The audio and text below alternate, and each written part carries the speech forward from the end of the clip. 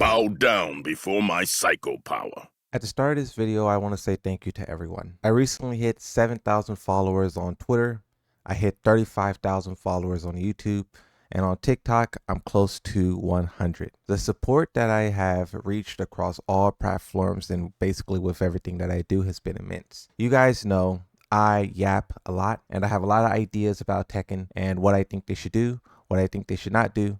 And I kind of just want the best for this game. I try to, put all these ideas out there so if the developers are listening, they can hear the heart of the players, not just my own, but many others. This is why I do the interviews that I do, right? What are the ideas conflict with my own or we agree? I still try to put that out there because it's all our game at the end of the day, right? This is something that we all play. This is something that we all love. This is something that we all dedicate our time to. And you guys know, Season 2 has been very rocky.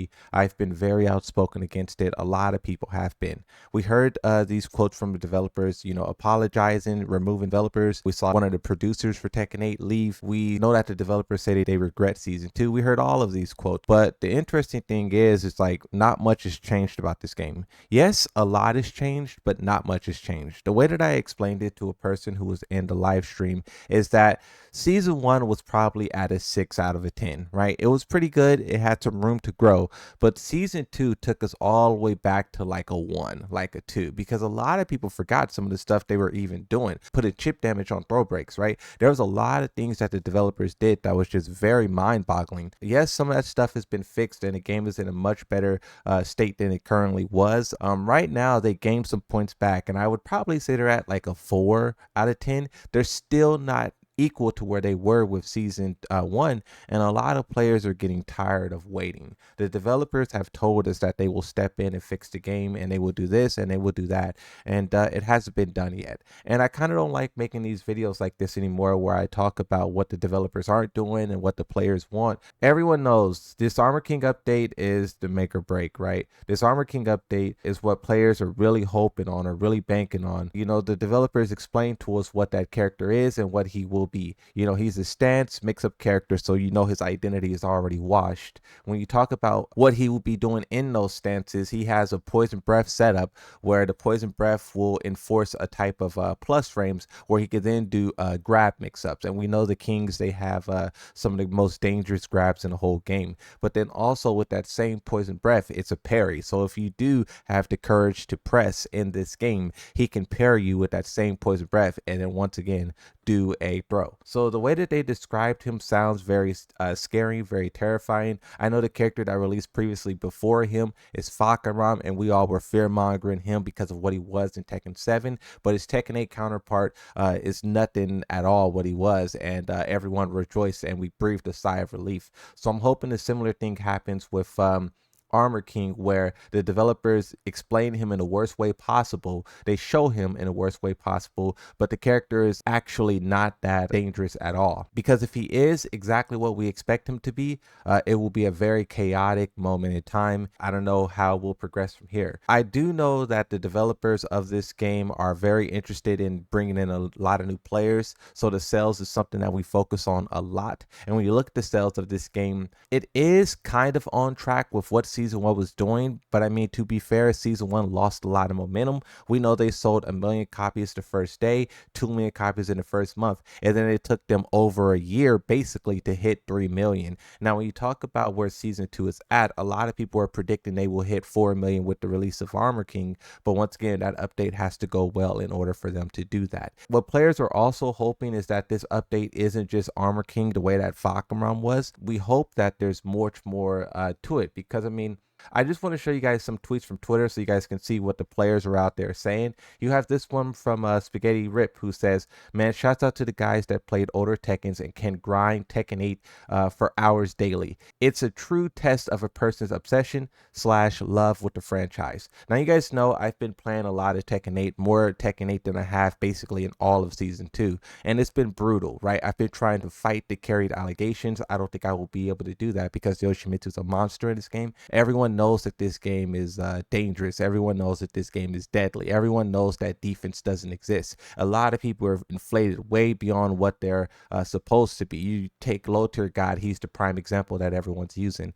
He is manipulating the game in every way, blocking people who's beating him. He's plugging against people. He's doing this, he's doing that, and he's reaching the top, right? So this game has gone very, very far, and the people who are dedicating themselves to this, it's going to take a crazy toll. Like me, my last stream, I crashed out. Another tweet, this comes from Tetsu. Can't wait for the next patch where they nerf Anna's down forward 1-2 from 0 to -1 and give her 5 compensation buffs and call it a day. This is kind of what the players are saying, right? Like the developers, they nerf in one small way and then they buff in many others. And this is something that they even did with Akuma, right? They would nerf the one move that all the players were complaining about, but then they would buff like 2 other things from Akuma and it would basically replace it. And that's why he was able to do death combos throughout the whole lifespan of the game. The developers, they were unrelenting. And you can see in Tekken 8, it still holds true. King J says, Tekken community, when is Anna going to get nerfed? Tekken, Twitter, is X character birthday today? You have another tweet here where Dante says,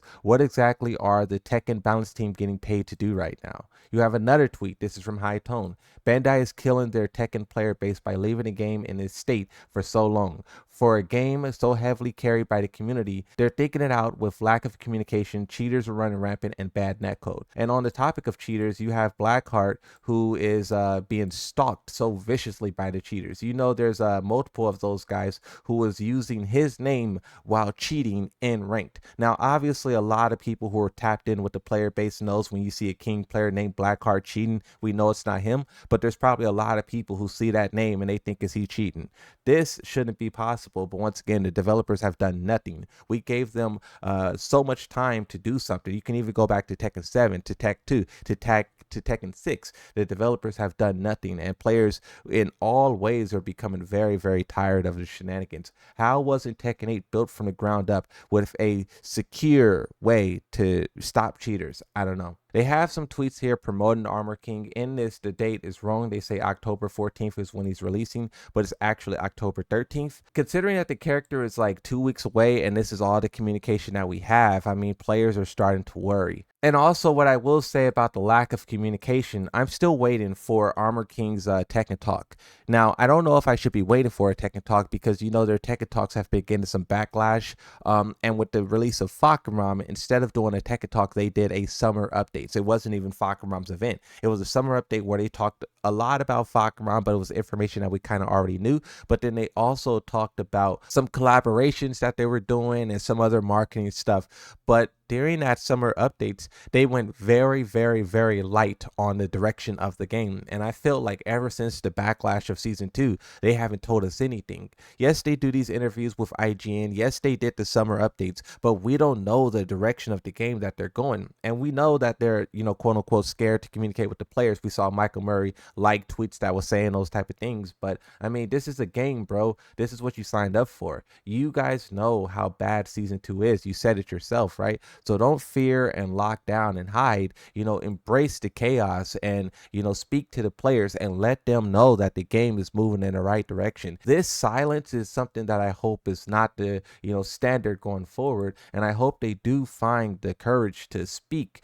You know, we need these Tekken Talks. We need this communication. We need some form of communication, whether it comes from Twitter, a Tekken Talk, a dev diary, something to let us know the direction, because a lot of players are losing faith. You have this Twitter user who said, Tekken 8 is so funny. You sidestep the right way and you think it's your chance to hit, but the character realigns and hits you. This is something that I also wonder if the developers will address, because we've been talking about the realignment, not the tracking, the realignment, because some moves in this game don't have tracking. They don't have the homing trails, but they still realign and connect. And we never seen the developers address this, even though we've been talking about it since we first got our hands on the game. So I wonder, like, all of these pre-existing problems that's just been flying under the radar, when are they going to address it? When are they going to correct it? Scary Rip once again says, I thought about it a lot. Getting rid of Heat Burst would make Tekken 8 a lot better. Avery Rip says, what is with installed characters doing combos that just gives them the install back? Who designed this? If there is a developer listening, bro, like, we need the answers. We need the direction.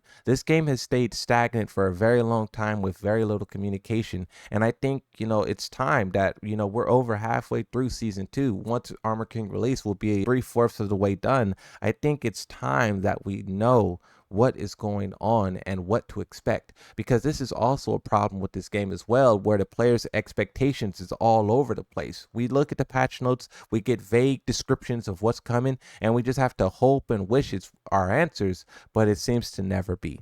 I don't know. That's it.